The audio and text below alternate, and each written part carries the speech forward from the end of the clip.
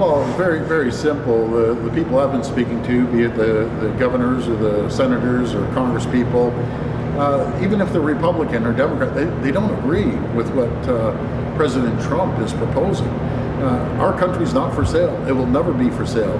But I think we work together, have an incredible trade deal. We can be the most, richest, wealthiest, prosperous, safest jurisdiction anywhere in the world if we work together. Together, let's stop wasting time and ridiculous ideas about merging and instead focus on efforts on restoring the pride of Made in Canada and Made in USA. I've heard significant concerns about how China is ripping off American workers by hijacking global supply chains to unfairly benefit Chinese companies at the expense of US industry and American communities. I've heard loud and clear, America has had enough. Working together, Canada and the US can be the richest, most successful, safest, most secure countries on the planet. Working together, we can usher in a new American and Canadian century. A time of unprecedented growth, job creation, security, and prosperity. We do so by building Fortress Am-Can.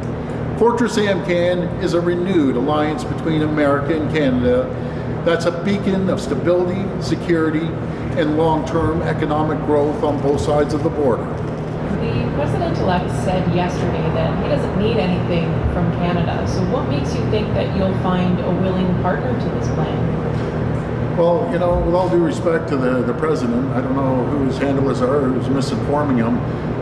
Right now, we ship 4.3 million barrels of crude oil down to the U.S.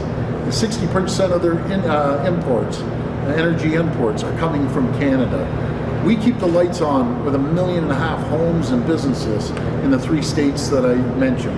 We have critical minerals that get shipped across the border every day for their manufacturing capabilities and their military.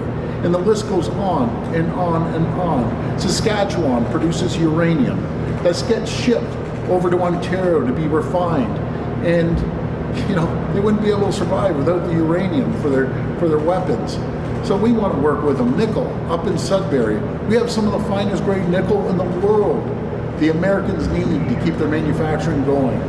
So, I want to work with the president. I want to make sure we have a strong alliance, and when we work together, there's no one that can stop us. So we'll see what happens on January 20th, and then we'll react from there. Donald Trump is still repeating that he wants to annex Canada to the state. Do you think it's still a joke at this point, or are you worried? Something, I'm always concerned when a president, the most powerful country in the world, says these statements. But that's not going to happen, and we're going to make sure that we work collaboratively, side by side, with elected officials in the U.S.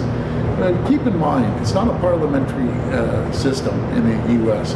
We have the greatest political system in the world, in my opinion, the parliamentary system.